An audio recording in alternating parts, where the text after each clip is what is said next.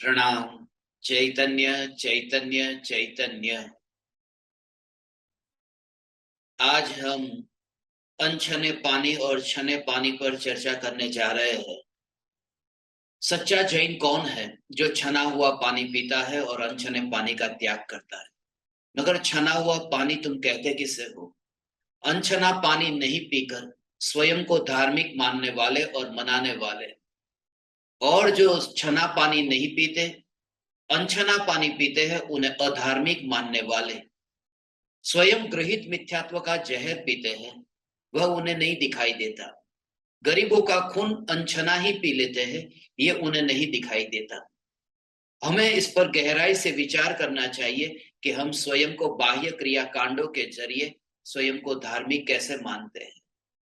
धर्म का संबंध चैतन्य तत्व के साथ में है। पहले के जमाने में कुएं में से पानी भर कर के लाते थे। हम समझते हैं कि कुएं से पानी भर कर के लाए और छान करके पानी पिए तो वह पानी स्वच्छ है। मगर तुम वहां अंदर देखने गए कि कुएं में मेंढक है। जरा सोचो, तुम्हारे घर के मटके के अंदर एक मेंढक है और तुमने उस मटके में से पानी लिया और पानी उस गिलास में भरा। अब तुम्हें पता चला कि मटके में मेंढक है।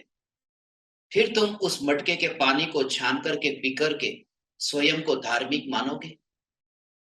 जब तुम जानते हो कि कुएं में भी जीव जंतु होते हैं, कुएं में भी मेंढक आदि होते हैं, कुएं के पानी को छान करके फिर हम समझ बैठते हैं कि मैंने जो छना पानी पिया वो स्वच्छ है, मगर कुएं के भीतर मेंढक है। ये देखने कौन गया? और वह मेंढक भी जिंदा या मुर्दा किसे पता, क्योंकि कुएं में मेंढक है, वहीं पर ही मर जाए तो मरे हुए मेंढक को कौन बाहर निकालता है? वहीं पर ही मरे हुए मेंढक भी हो सकते हैं, मरे हुए जीव जंतु भी हो सकते हैं।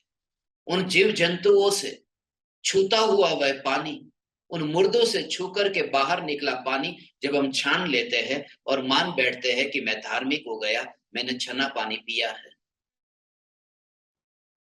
बाहर में जितना हमें दिखाई देता है हम समझते हैं कि बस हम धार्मिक है। भीतर में गहराई में जाकर के देखने का प्रयास भी नहीं करते। आज के जमाने में तो छन्नी चली गई। आज के जमाने में नल पर थैली आ गई, नल पर छन्ने लग गए। कुछ लोग मुंह पर कपड़ा बांध करके वायुकाई की रक्षा करके स्वयं को धार्मिक मानते हैं, और कोई नल पर कपड़ा बांध करके स्वयं को जलकाई जीवों की रक्षा करने वाला मान करके धार्मिक मानते हैं। धर्म के संबंध में इतनी धारणा है, इतनी मिथ्या मान्यता है, उस पर हमें गहराई से विचार करना चाहिए। कुल परंपरा से और भूतकाल में माँ बाप ने जो हमारे दिमाग में डाल दिया है उसे ही सत्य मान करके धर्म का पालन कर रहा हूं, इस भ्रांति में नहीं रहना चाहिए। टंकी में से पानी आ रहा है, हम मान के बैठे हैं कि मैंने पानी शुद्ध पिया है, मगर पता नहीं टंकी में है क्या, कितने जीव जंतु है। थैली के अंदर भी जब हम देखते हैं कि थैली में पानी छान करके नल के ऊपर थैली बांध दी, अब जो चींटी, जो जीव जंतु उस थैली में ही अटक गए हैं। हम समझते हैं कि हमने उन जीवों की रक्षा की, मगर रक्षा कहाँ की? वे तो वहीं पर ही सुख करके वहीं पर ही वे जीव मर जाते हैं। रक्षा हुई कहाँ?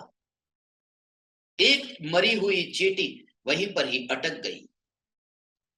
यदि छन्नी नहीं होती तो किसी के गिलास में वो चींटी जाती, एक के गिलास में जाती, मगर छन्नी बंदी है, वो मरी हुई चींटी। 100 लोग पानी पीते हैं तो मुर्दे से छूता हुआ पानी, मरी हुई चींटी से छूता हुआ पानी 100 लोगों के गिलास तक पहुंचता है।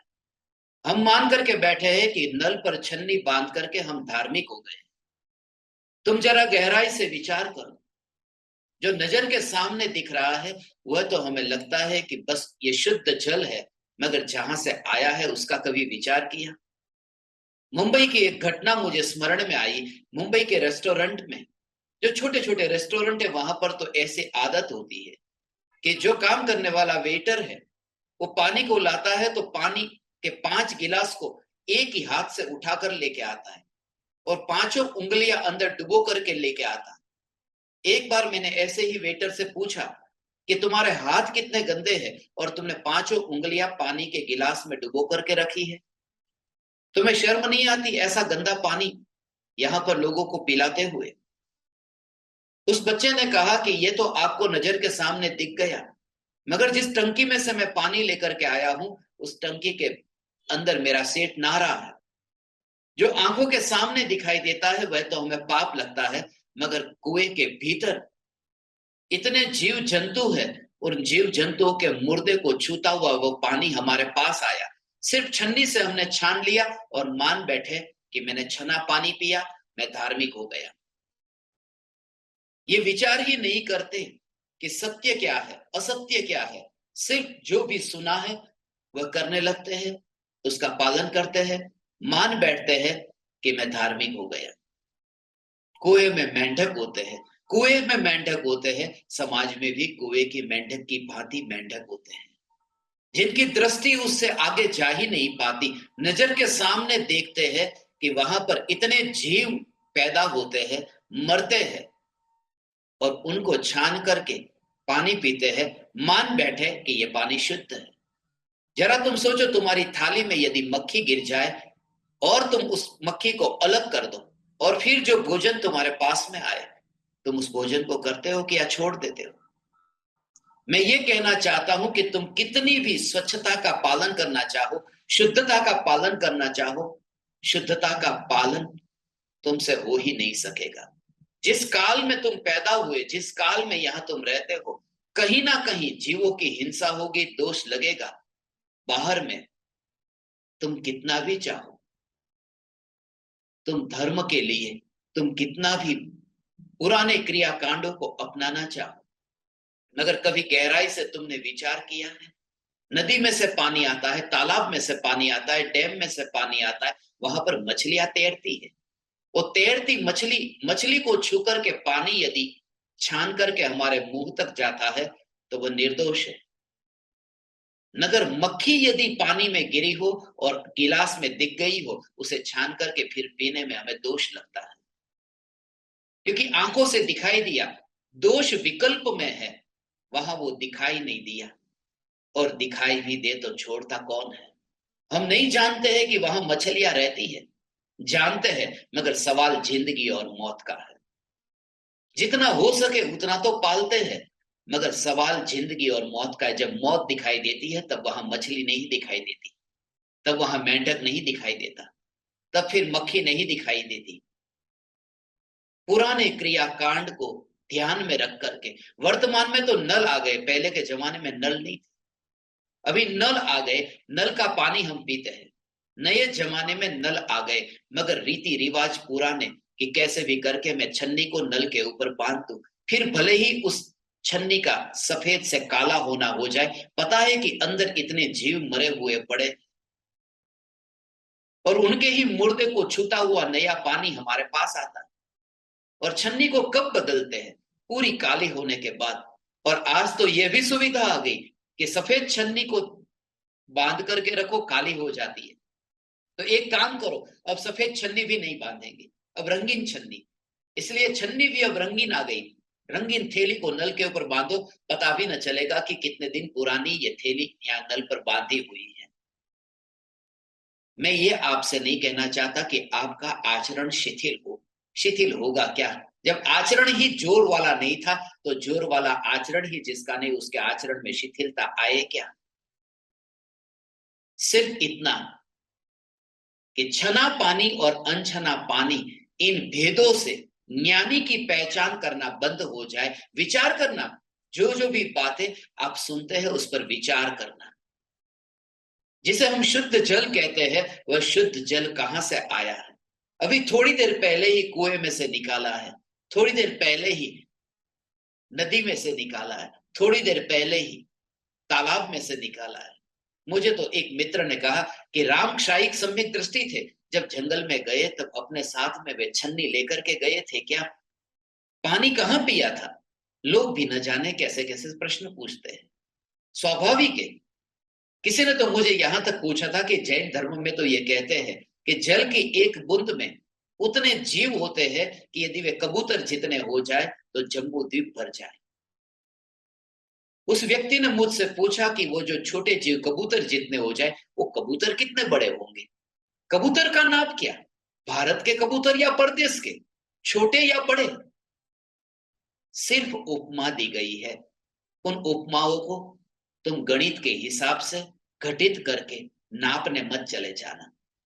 सिर्फ अहिंसा का प्रयोजन था। अपनी भूमिका अनुसार जितना हो सके तुम अहिंसक जीवन जियो, मगर जागृति रहे। जिसे तुम शुद्ध जल कहते हो, वह शुद्ध जल भी कहीं ना कहीं अशुद्धता को छू करके ही आया हुआ है। पानी छानने की विधि तो शास्त्र में बताई है।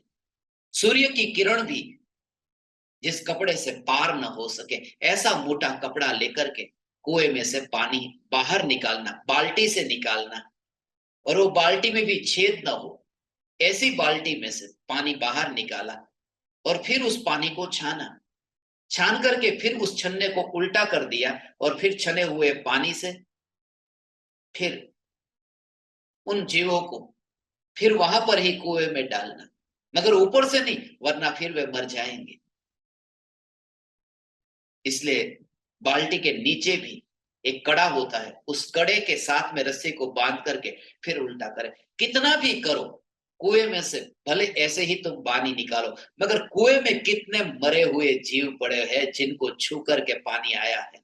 लाश को छू करके जो पानी आए, उसको तुम कैसे पी सकते हो? मगर जिंदगी और मौत का सवाल है, और सत्य बोलने वाला तो दूर, सोचने के लिए भी हमारे पास में शक्ति नहीं। शक्ति भी हो तो साहस नहीं। मैं ये नहीं कहता कि शिथिलाचारी हो जाओ, मैं ये कहता हूं कि यह मान करके कि मैं छना हुआ पानी पीता हूं, मैं सच्चा जैन हूं, मैं धार्मिक हूं, इस भ्रम में न पड़े। चैतन्य तत्व का अमृत पिए बिना धर्म की शुरुआत नहीं होती।